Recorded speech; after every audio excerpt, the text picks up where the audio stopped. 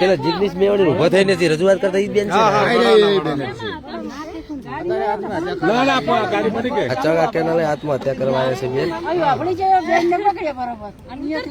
જિગ્નેશ મેવાણી ને રજૂઆત કરી હતી ને બેન જ છે આરે ચગા કેનાલ માં પુલે આત્મહત્યા કરવા આવ્યા હતા પબ્લિક એ બચાવે છે બેન ને બહુ પબ્લિક છે જુઓ તમે પોલીસ સ્ટેશન થી અમને નીકાળી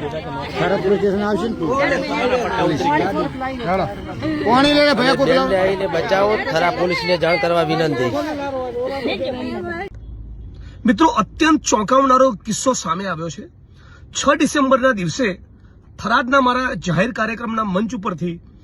કાંકરેજ તાલુકાના થરા વિસ્તારની એક દીકરી જે જીઆરડીની જવાન છે મહિલા પોલીસ કર્મી છે અને મંચ ઉપર આવીને ફરિયાદ કરેલી કે થોડાક દિવસ પૂર્વે એક સર્જરી એક ગાંઠના ઓપરેશન માટે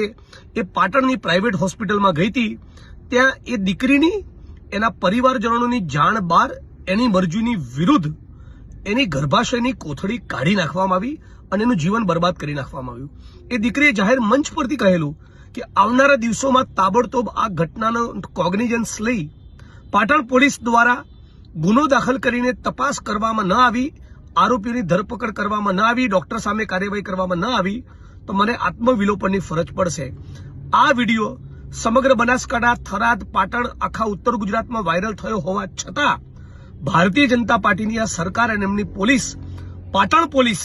જે બુટલેગરો અને ડ્રગ પેડલરોને છાવરવામાં અતિ વ્યસ્ત હોવાના કારણે આ દીકરીનો ગુનો નોંધતી નથી। આવનારા દિવસોમાં અમારે બધાએ ઉગ્ર આંદોલનની પાટણ શહેર બંધ કરવાની ફરજ પડે એ પૂર્વે હું ઈચ્છું છું કે તાબડતોબ પાટણ પોલીસ દ્વારા આ દીકરીને બોલાવી ગુનો દાખલ કરી કસૂરવાર ડોક્ટરની ધરપકડ કરી અને જેલના સળિયા પાછળ મોકલવામાં આવે, જેથી પૈસાની લાલચ કે અન્ય કોઈ કારણસર આ પ્રમાણે ડોક્ટરો આપણી દીકરીઓનું જીવન બરબાદ ન કરે, એમની મરજીની વિરુદ્ધ એમનું ગર્ભાશયની કોથળી કાઢી ન લે। આ પ્રમાણે કોઈ દીકરીની ગર્ભાશયની કોથળી કાઢી લેવામાં આવી હોય, એ દીકરી પોલીસની કર્મચારી હોય, જીઆરડીની જવાન હોય અને એ છતાં એની સાથે આવી ઘટના બને, આપણા રાજ્યમાં કાયદો અને વ્યવસ્થા કઈ હદે કથળી ગયા છે એનો વધુ એક દાખલો છે। હું માંગ કરું છું આ દીકરીની વહારે રાજ્યના પોલીસ વડા,